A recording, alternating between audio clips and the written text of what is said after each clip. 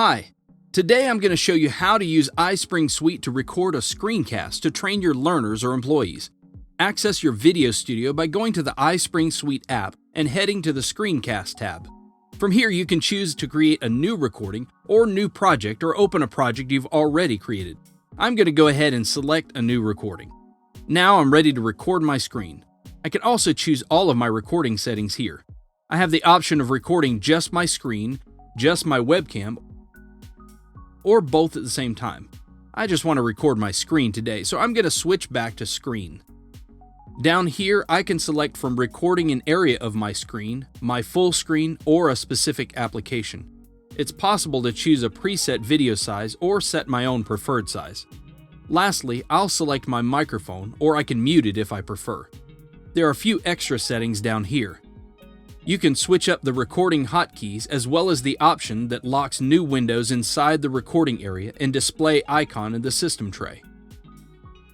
On the Devices tab, make sure you have the correct camera and microphone selected, as well as adjust your mic volume and set it up if necessary.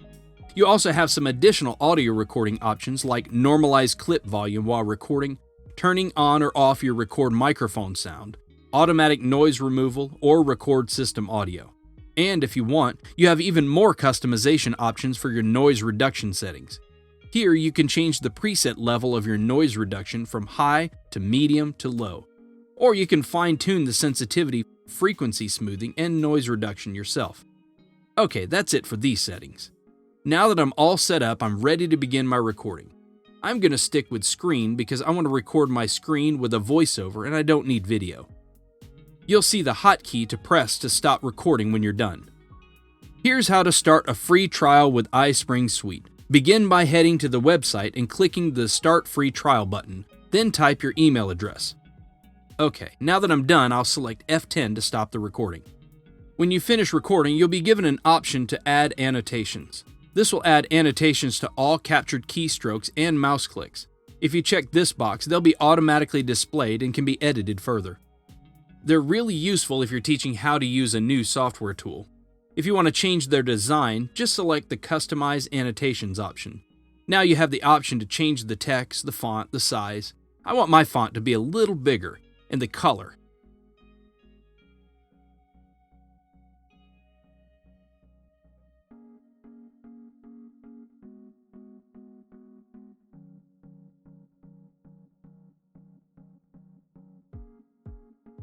Great!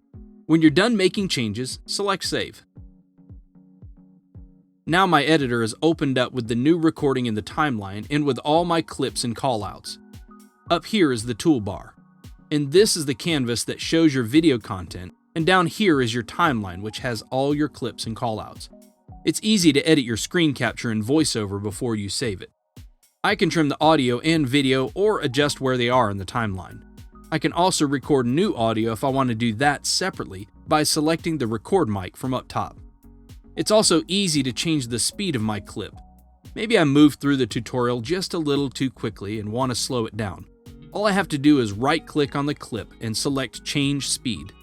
Now, to slow it down or speed it up, I just drag the end. There, that's just a little slower and it'll be easier to follow. If there's a frame of your video that you'd like to freeze, that's easy too. I'll start by selecting the frame that I want to freeze by placing the playhead over top of it. Next, I'll right-click and select Insert Freeze Frame, and the freeze frame will appear. Then all I have to do is adjust it to the length that I want it to be. Okay, now I want to publish to save my project to a video file. I'm going to publish to my computer today, but I also have the option to send it directly to iSpring Cloud, iSpring Learn, or YouTube. Here I will select my project name and where my file will be saved. And under Output Options, I can change the size of my video and the quality. Choose from a preset or customize by adjusting the sliders. I'm going to change my settings to 100% for the best quality possible. Then save. Okay, now that I have my settings complete, I'm ready to publish.